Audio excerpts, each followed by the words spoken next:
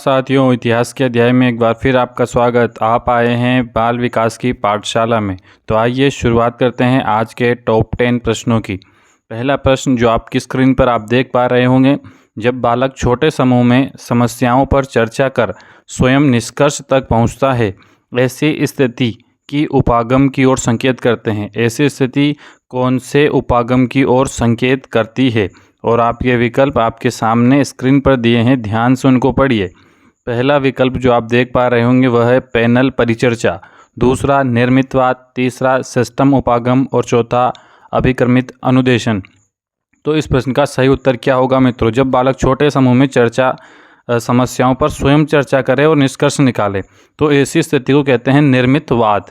तो ये आपको ध्यान रहा होगा। अगला प्रश्न है, एक शिक्षिका अपने शिक्षार्थियों की सदैव इस रूप से सहायता करती है कि वह एक विशेष क्षेत्र से प्राप्त ज्ञान को दूसरे क्षेत्र के ज्ञान के साथ जोड़ सके।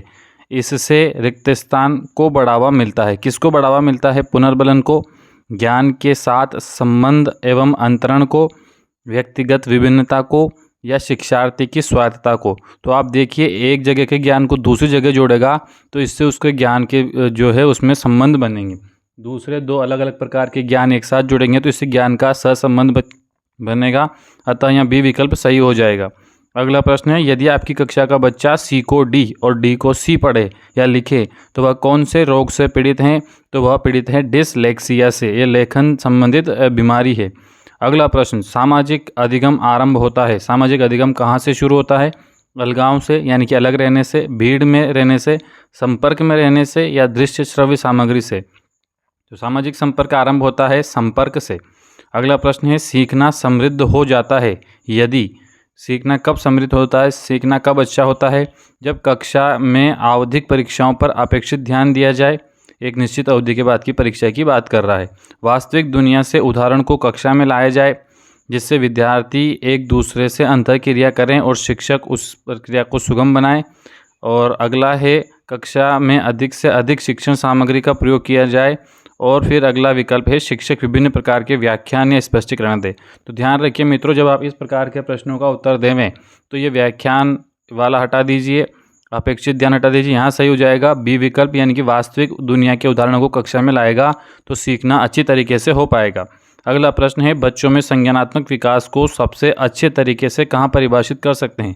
ध्यान रखिए, अगर शारीरिक विकास होता तो खेल का मैदान सही होता, लेकिन यह पूछा है संज्ञानात्मक विकास। संज्ञानात्मक विकास माने कि ज्ञान से संबंधित बातें, तो उसके लिए सही उत्तर हो जाएगा विद्यालय एवं कक्षाएं।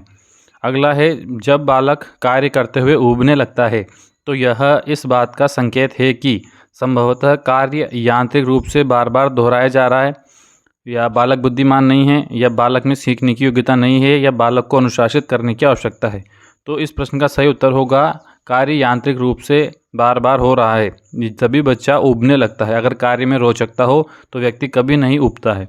अगला प्रश्न है, वाइगोत्स्की की बच्चों के सीखने में निम्नलिखित में से किस कारक की महत्वपूर्ण भूमिका बताई है, उस पर बल दिया है? तो वाइगोत्स्की ने किस पर बल दिया है? आप ध्यान से देखिए, आनुवांशिक, नैतिक, शारीरिक और सामाजिक। तो इस प्रश्न का सही उत्तर क्या होगा? तो इस प्रश्न का सही उत्तर हो जाएगा सामाजिक। वाइगोत्स्की जो है उन्होंने सामाजिक पक्ष पर, सामाजिक कारक पर बहुत ही बल दिया था। अगला प्रश्न देखिए, सीखने से संबंधित तथ्य निम्नलिखित में से सही नहीं है। सीखना व्यवहार में परिवर्तन है, या सीखना केवल विद्यालय में होता है, या सीखना व्यक्तित्व के सर्वांगीण विकास में सहायक है, या सीखना एक सार्वभौमिक प्रक्रिया है। तो क्या इसके सीखने के संबंध में, यानी कि अधिगम के संबंध में सही नहीं है? तो इसका सही उत्तर हो जाएगा सीखना केवल विद्यालय में होता है। ऐसा नहीं है, व्यक्ति हर जगह सीख सकता है। अंतिम प्रश्न आज का, सीखना व्यवहार में उत्तरोत्तर सामंजस्य की प्रक्रिया है। यह कथन किसका है? क्रो व क्रो का, पियाजे का, स्किनर का, या कोहलर का? तो सीखना व्यवहार में उत्तरोत्तर सामंजस्य की प्रक्रिया है, यह कथन है स्किनर का। तो मित्रों, ये थे आज के 10 प्रश्न। अगर आप रीट एमपी टेट वर्ग 1, 2, 3 की तैयारी कर रहे हैं तो ये आपके लिए बेहद महत्वपूर्ण साबित होने वाले हैं। अगर वीडियो अच्छा लगा हो तो वीडियो को लाइक करें, कमेंट करें और चैनल को सब्सक्राइब करें। धन्यवाद।